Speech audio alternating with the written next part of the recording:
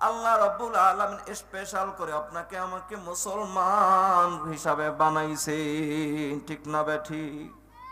যদি মালিকের কাছে যদি এটুকু বিষয় নিয়ে শুকর আদায় করতে থাকি রে যুবক ভাই, কিয়ামত হয়ে যাবে, কিন্তু এটুকুর জন্য শুকর আদায় করে শেষ করা যাবে না। এজন্য নিয়ামত পাওয়ার পর শুকর আদায় করা দরকার আছে না নাই? এ মুসলমানি বান্দা আল্লাহর গোলাম, আপনাদেরকে আমাদেরকে আল্লাহ রাব্বুল আলামিন দিয়েছে ইসলাম, আপনাকে আমাকে বানাইছে মুসলমান, দিয়েছে আল কোরআন, ঠিক না ঠিক? আল্লাহ রাব্বুল আলামিন এরকম এক কোরআন, এরকম এক কিতাব আপনাকে আমাকে দিয়েছে।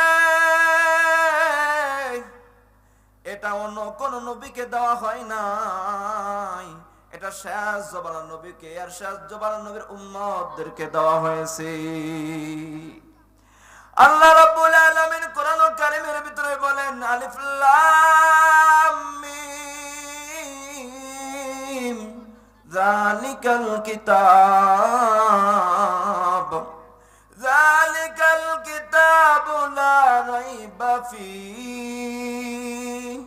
হুদাল লিল মুত্তাকিন।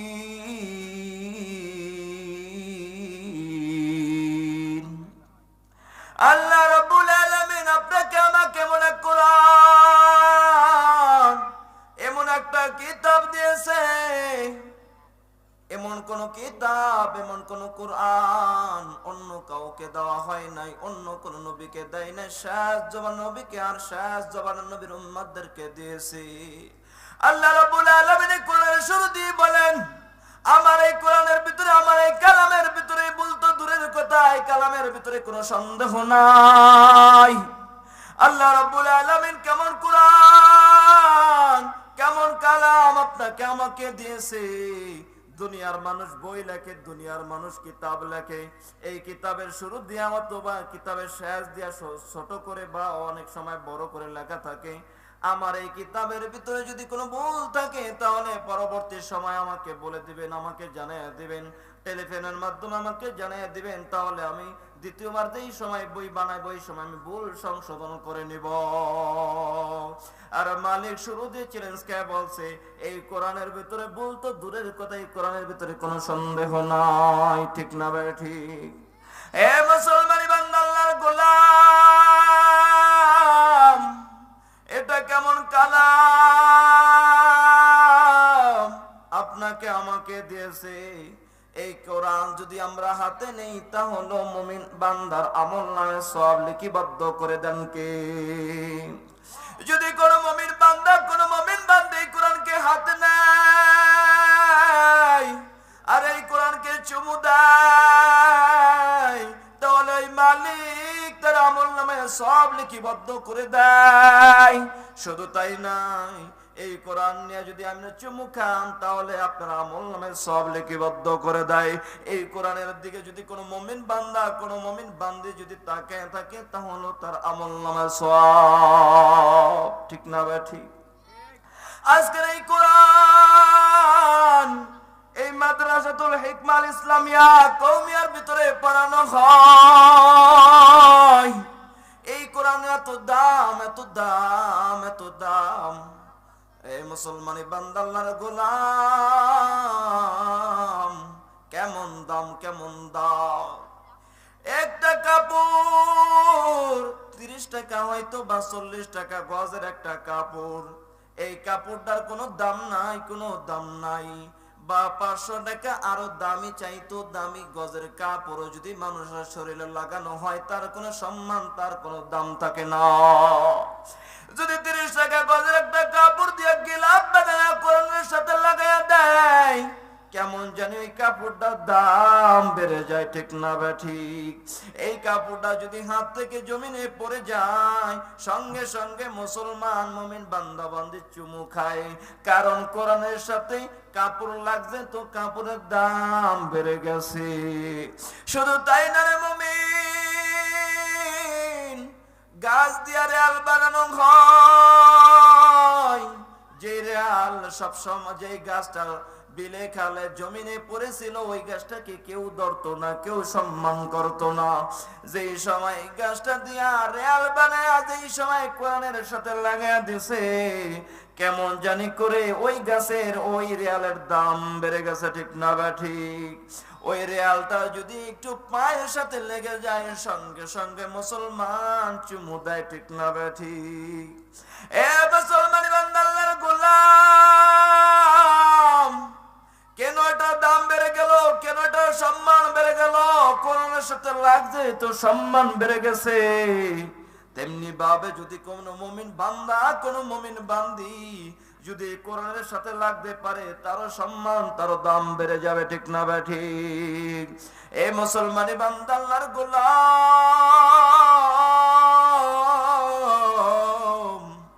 এই জন্যই বলবো আপনার একটা সন্তান মাদ্রাসায় ভর্তি করে দেন, মাদ্রাসায় লেখাপড়া করক। লেখাপড়া করলে কি হয় রে মুমিন বান্দা, মুমিন বান্দি, তাদের মতন সম্মান, তাদের মতন ইজ্জত আর দুনিয়ার কোন এমপি মন্ত্রীকে দেওয়া হয় না, ঠিক না বা ঠিক? এ মুসলমানি বান্দা আল্লাহর গোলাম, এই কোরআনের সাথে যেই ব্যক্তি লেগে গেছে তার সম্মান বেড়ে গেছে, দুনিয়া তো বাড়ছে, আখিরাত তো বেড়ে গেছে রে যুবক ভাই। যে কোরআনকে মুখস্থ করবে, যে কোরআনে হাফেজ হবে, ওই ব্যক্তি 10 জনকে জান্নাতে নিয়ে যেতে পারবে। কোন এমপি মন্ত্রী 10 জনকে জান্নাতে নিয়ে যাবে এরকম কোন প্রমাণ, এরকম কোন দলিল নাই। কিন্তু দলিল আছে যে কোরআনে হাফেজ হবে, ওই আল্লাহর বান্দা 10 জনকে জান্নাতে নিয়ে যেতে পারবে। কোন 10 জনকে জান্নাতে নিয়ে যেতে পারবে? যাদের জন্য জাহান্নাম ওয়াজিব হয়ে গেছে, যাদেরকে জাহান্নামে নিয়ে যাবে, ওই 10 জন লোককে সুপারিশ করেছে জান্নাতে নিতে পারবে। তাহলে কোরআনে হাফেজ হওয়ার দাম আছে না নাই? আরো জোরে বলেন আছে না নাই? এ মুসলমানি বান্দা আল্লাহর গোলাম, এই কোরআনের কেমন দাম, এই কোরআনের কেমন ফজিলত! ও মুসলমান গো, এই বাংলাদেশের এক মুসলমান আর ইন্ডিয়ার এক হিন্দুর সাথে একটা ভালো সম্পর্ক, ভালো বন্ধুত্ব হয়ে গেল। বন্ধুত্ব হওয়ার পর যে সময় বাংলাদেশের মুসলমান ওই ইন্ডিয়া শহরের ভিতরে গেছে, ওই দিল্লি শহরের ভিতরে যায়, যাওয়ার পরে ওখানে থেকে ওই হিন্দু ছেলেটার সাথে তার সাক্ষাৎ হয়ে যায়। সাক্ষাৎ হওয়ার পর ওই মুসলমান ডাক দিয়ে বলো, ও হিন্দু ভাই, তুমি এই জায়গার ভিতরে কি করো? আবার হিন্দু ডাক দিয়ে বলো, মুসলমান ভাই, তুমি বাংলাদেশ থেকে কেন এই দিল্লি শহরের ভিতরে আইছো, আমাকে একটু বলো। এই কথা বলার সঙ্গে সঙ্গে মুসলমান বলতেছে, আমি দিল্লি শহরের ভিতরে বেড়াইতে আসছি, ঘোরার জন্য আইছি, তুমি দিল্লি শহরের ভিতরে এই জায়গায় কি করো? ওই হিন্দু ডাক দিয়ে বলে, মুসলমান ভাই, আমার ডিউটি, আমার কাজ হলো তোমাদের আল্লাহর যত কোরআন আছে সমস্ত কোরআনকে একসাথ করে গোটাউনে জমা করে স্ট্যাক করে জ্বালায়া দেওয়ার দায়িত্ব আমাকে দিয়েছে। এটাই আমার ডিউটি, এটাই আমার চাকরি। আমি সমস্ত মসজিদ মাদ্রাসা থেকে কালেকশন করে কোরআনগুলোকে ক্রয় করে করে নিয়ে আমি এক জায়গায় জমা করে সমস্ত কোরআনকে জ্বালিয়ে দিই। এই কথা বলার সঙ্গে সঙ্গে মুসলমান যিনি কেমন একটু যেন চমকে গেল। যাওয়ার পর হিন্দু ডাক দিয়ে বলে, ও মুসলমান ভাই, তোমার কি বিশ্বাস হয় না? তোমার কি বিশ্বাস হয় না? যদি তোমার বিশ্বাস না হয়, চলো আমার সাথে, চলো আমি তোমাকে নিয়ে যাই, তোমাকে দেখায় আনি। যেই সময় মুসলমানকে নেওয়া হয়, মুসলমান যায় দেখে ওই গোটাউনের ভিতরে অনেকগুলা কোরআনকে স্টক করে রাখছে, আর অনেকগুলা কোরআনের কপিকে জ্বালায়া দিছে। জ্বালায়া দেওয়ার পর এইটা দেখার পর মুসলমান হিন্দুকে ডাক দিয়ে বলে, ভাই হিন্দু, হিন্দুকে ডাক দিয়ে বলে, ভাই বন্ধু, যেই কোরআন জ্বালায়া দিছো আমাকে একটু বলো, এই কোরআন কি কথা বলতে পারে? হিন্দু ডাক দিয়ে বলে, না না না, এই কোরআন কি খাইতে পারে? হিন্দু ডাক দিয়া বলে না না না, এই কোরআন কি ঘুমাইতে পারে? হিন্দু ডাক দিয়ে বলে না না না। এই কথা বলার সঙ্গে সঙ্গে ওই মুসলমান ডাক দিয়ে বলে, ও হিন্দু ভাই, তুমি যেই কোরআন জ্বালায়া দিছো, তুমি যেই কোরআন পড়িয়া দিতেছো, এই কোরআন তো কথা বলতে পারে না, এই কোরআন তো খাইতেও পারে না, চলতেও পারে না। এই জমিনের ভিতরে এমন কোরআন আছে, এমন কোরআন আছে, যারা খাইতে পারে, যারা কথা বলতে পারে, যারা চলতে পারে, তাদের পরিচয় কি তুমি পাইছনি? এই কথা বলার সঙ্গে সঙ্গে হিন্দু ডাক দিয়া বলে, ওটা আবার কোন কোরআন? আমাকে একটু কোরআনটা দেখাইবানি? মুসলমান বলে, অবশ্যই অবশ্যই, তোমাকে দেখাইবো না কেন? তুমি যদি দেখতে চাও আমার সাথে আসো। এই কথা বলার সঙ্গে সঙ্গে হিন্দুকে নিয়ে যাই। হিন্দুকে নিয়ে যাওয়ার পর ওই দিল্লি শহরের ভিতরে একটা বড় মাদ্রাসা ছিলেন। ওই মাদ্রাসার হুজুরকে ডাক দিয়ে বলে, হুজুর, একজন ছাত্র দেন যিনি কোরআনে হাফেজ। এমন একটা নাবালেগ ছাত্র দেন। একজন ছাত্র দিয়েছে 10 বছর বয়স, সে পুরাটা কোরআন মুখস্থ করছেন। ওই ছাত্রকে আনার পর ছাত্রকে একটা জায়গার ভিতরে বসেন। বসার পর হিন্দু বসে আছে, মুসলমান বসে আছে, আর মাদ্রাসার ছাত্র। এই তিনজনে বসে থাকার পর মাদ্রাসার ছাত্রকে বলে, তুমি কোরআন তেলাওয়াত শুরু করে দাও। ওই মাদ্রাসার ছাত্র তো কোরআন তেলাওয়াত করা শুরু করে দিল। ওখানে বসে বসে হিন্দু আর মুসলমান কোরআন তেলাওয়াত শুনতেছে শুনতেছে শুনতেছে। ওই আল্লাহর বান্দা তো কোরআন তেলাওয়াত করতেছে। কোরআন তেলাওয়াত করতে করতে করতে করতে জোহরের আজান হয়ে গেল। হিন্দু বসে আছে, মুসলমান দুজন কোরআন বন্ধ করে নামাজ পড়ে আসলেন। নামাজ পড়ার পর আবার কোরআন তেলাওয়াত শুরু করে দিলেন। আবার কোরআন তেলাওয়াত করতে করতে করতে করতে যেই সময় আবার আসরের আজান হয়ে গেল, আসরের সময় আবার মুসলমান দুইজনে যে আবার নামাজ পড়ে আসলেন। নামাজ পড়ার পর আবার কোরআন তেলাওয়াত শুরু করে দিলেন। কোরআন তেলাওয়াত চলতেছে, কোরআন তেলাওয়াত চলতেছে। আবার মাগরিবের আজান হয়ে যায়, আবার মাগরিবের নামাজ পড়ে। মাগরিবের নামাজ পড়ার পর আবার কোরআন তেলাওয়াত স্টার্ট, কোরআন তেলাওয়াত চলতেছে। আর কোরআনটাও পড়তে পড়তে শেষ পর্যায়ে চলে আসছে। ওই মুসলমান চোখ দিয়ে জানি কেমন করে পানি পড়তেছে, আর কোরআন তেলাওয়াত শুনতেছে। কোরআন তেলাওয়াত শুনতে শুনতে দুজন মুসলমান কাঁদতেছে কাঁদতেছে, চোখ দিয়ে পানি পড়তেছে। চোখ দিয়ে পানি পড়ার পর কেমন করে জানি হিন্দুর ভিতরে একটা জজবা এসে গেল। হিন্দু আর সহ্য করতে পারলেন না। হিন্দুরও চোখ দিয়ে পানি পড়তেছে পড়তেছে। কিছুক্ষণ পর হিন্দু ডাক দিয়া বলে, ও মুসলমান ভাই, আর দেরি কইরো না, আর দেরি কইরো না। তোমরা আমাকে রাইকা জোহরের নামাজ পড়ছো, তোমরা আমাকে রাইখা আসরের নামাজ পড়ছো, মাগরিবের নামাজ পড়ছো, আর দেরি কইরো না, আমাকে কালিমা পড়ে মুসলমান বানায় দাও। আমি এশারের নামাজ একসাথে তোমাদের সাথে জামাতে আদায় করব। তাহলে বোঝা গেল কোরআনের পাওয়ার আছে না নাই? আরো জোরে বলেন, আছে না নাই? এ মুসলমানি বান্দা, আল্লাহর গোলাম, 1450 বছর পর্যন্ত এই কোরআনের বিরুদ্ধে অনেক নাস্তিকারা বেঈমান করছে। যেই নাস্তিকারা বেঈমান কোরআনের বিরুদ্ধে লেগে গেছে, তাদের অস্তিত্ব বেলীন হয়ে গেছে। আর যারা কোরআনের পক্ষে কথা কয়েছে, যারা কোরআনের সাথে লেগে গেছে, তাদের সম্মান বেড়ে গেছে। ঠিক না বে ঠিক? এই জন্য কোন নাস্তিক বেঈমান যদি কোরআনের বিরুদ্ধে কথা বলে, ইসলামের বিরুদ্ধে কথা বলে, মসজিদ মাদ্রাসার বিরুদ্ধে কথা বলে, ওলামায়ে কেরামের বিরুদ্ধে কথা বলে, ওই নাস্তিক বেঈমানকে হাতের নাগালে পাইলে তাকে জুতা উপহার দিতে হবে। ঠিক না বা ঠিক? এ মুসলমানি বান্দা, আল্লাহর গোলাম, এই কোরআনের কত সম্মান, কত পাওয়ার, এই কোরআনের কেমন ফজিলত। যুবক ভাই, ওই নবীর যুগে উমর থেকে বড় শয়তান, উমর থেকে বড় দাজ্জাল আর কেউ ছিলেন না। যেই সময় নবী কোরআনের দাওয়াত দিতেন, উমর এত বড় বেঈমান ছিলেন, এত বড় বেঈমান ছিলেন, উমরের সামনে কোরআনের কথা বলতে পারতেন না। কিন্তু আমার মালিক তো উমরকে কবুল করছেন। উমরকে কেমন কবুল করছেন?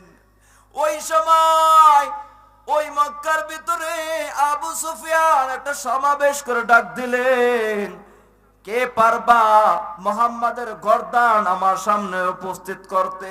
কে পারবা মুহাম্মাদের কল্লা আমার সামনে উপস্থিত করতে? এই কথা বলার সঙ্গে সঙ্গে কেউ রাজি হয় না, কেউ পারবেন না। ওই আবু সুফিয়ান আবার ডাক দিয়া বলে, কে পারবা মুহাম্মাদের কল্লা আমার সামনে উপস্থিত করতে? যে পারবা তাকে 100 উট পুরস্কার দেওয়া হবে। এই কথা বলার সঙ্গে সঙ্গে উমর আর দেরি করেন নাই, উমর তরবারিটা নিয়ে ময়দান থেকে বের হয়ে গেলেন। উমর তরবার নিয়ে রওয়ানা, ওই পয়গম্বর নবীর কল্লা ওই আবু সুফিয়ানের সামনে উপস্থিত করবেন। আর আপনারা আমার মায়া নবী তো ওখানে বসে বসে দোয়া করতেছে, মালিক এই ইসলামের জন্য উমরকে কবুল করে নাও, ইসলামের জন্য উমরকে কবুল করে নাও। ওখানে মায়ার নবী দোয়া করতেছে, আর উমর তো তরবারি নিয়ে বের হয়ে গেলেন মায়ার নবীর কল্লা আনবেন। যেই সময় উমর রাস্তা দিয়ে হাঁটতেছে, উমরের গোত্রের একজন লোক ডাক দিয়ে বলে, ভাই উমর তুমি কোথায় যাও? আমি বুঝতে পারছি ও ভাই উমর, সাবধান সাবধান, অন্যর ঘর ঠিক করার আগে তোমার নিজের ঘর তুমি নিজে ঠিক করো। এই কথা বলার সঙ্গে সঙ্গে উমরের মেজাজটা কেমন জানি একটু বেড়ে গেল। উমর ডাক দিয়া বলে, কি হইছে আমাকে বুঝিয়া বলো, কি হইছে আমাকে বুঝিয়া বলো। এই কথা বলার সঙ্গে সঙ্গে ওই উমরের গোত্রের লোক ডাক দিয়া বলে, ভাই উমর তোমার বোন আর তোমার ভগ্নী পতিত কালিমা পরে মুসলমান হয়ে গেছে। এই কথা বলার সঙ্গে সঙ্গে উমর মদিনায় যাওয়া বাদ দিয়ে এই রাস্তাকে ক্রস করে তার বোনের বাসায় রওয়ানা। তার বোনের বাসা যাওয়ার পর, বোনের বাসা যাওয়ার কাছে, ঘরের কাছে যাওয়ার পর কেমন জানি আওয়াজ শুনতেছে, আওয়াজ শুনতেছে ভিতর থেকে গুনগুন গুনগুন আওয়াজ। আর ওখান থেকে তারাও বুঝতে পারছে কে জানি ঘরের পাশে, কে জানি ঘরের পাশে চলে আসছে। ওই সময় উমর বোন ঘরের দিকে, ঘরের পাশে তাকাইয়া দেখে উমর ঘরের পাশে হাজির। এটা দেখার পর তারা কোরআন তো লুকিয়ে রাখছে, লুকিয়ে রাখার পর উমর ঘরের ভিতরে ঢুকলেন। ঘরের ভিতরে ঢোকার পর ডাক দিয়ে বলে, বোন তুমি এত সময় কি পড়ছো আমাকে একটু বলো। উমরের বোন তো আর বলতে চায় না, সে তো ভয় পেয়ে গেছে, যদি বলে তাহলে তো উমরের বোনকে উমর মারবেন, এই জন্য বলতেছে না। তারপর উমর মাইর শুরু করলেন, তার বোনের শরীরে তরবারি দ্বারা আঘাত করা শুরু করলেন, আঘাত করতেছে আর বলতেছে, ও বোন তুমি কি পড়ছো, তুমি কি তেলাওয়াত করছো আমাকে একটু বলো। তুমি ওই ইসলাম ছেড়ে দাও, তুমি কালিমা ছেড়ে দাও, তুমি কোরআন ছেড়ে দাও। উমরের বোন ডাক দিয়া বলে, ভাই উমর আমি তো ইসলাম ছাড়তে পারবো না, কালিমা ছাড়তে পারবো না, কারণ ওই কালিমার ঔষধ আমার প্রতিটা পশমের গোড়ায় গোড়ায় চলে গেছে, আমি কালিমা ছাড়তে পারবো না। ভাই উমর তুমি আমাকে আঘাত করতে করতে যদি জমিন থেকে বিদায় করে দাও, বিদায় করে দিতে পারো, আমি কালিমা ছাড়তে পারবো না। এই কথা বলার সঙ্গে সঙ্গে আরো জোরে জোরে আঘাত করতেছেন। আঘাত করার পর উমরের বোন ডাক দিয়ে বলে, ভাই উমর আমাকে মাইরো না, যদি আজকে এখানে আমার মার আমার বাবা থাকতো আমাকে মারতে পারতা না। এই কথা বলার সঙ্গে সঙ্গে কেমন জানি উমরের মনটা নরম হয়ে গেল। ওমর ডাক দিয়ে বলে, বোন তুমি কি পড়ছো আমাকে একটু দেখাও, আমাকে একটু দাও। ওই সময় ওমরের বোন কোরআন তেলাওয়াত করে শুনাইলেন। শুনানোর পর উমর অজান্তেই কালিমা পড়ে মুসলমান হয়ে গেলেন। মুসলমান হওয়ার পর উমরের বোন ডাক দিয়ে বলে, ভাই উমর তুমি তো বেঈমান, তুমি কোরআন ধরতে পারবা না, তুমি আগে গোসল করো, পবিত্র হও, তারপরে তুমি কোরআন নিও। এই কথা বলার সঙ্গে সঙ্গে কই, ভাই উমর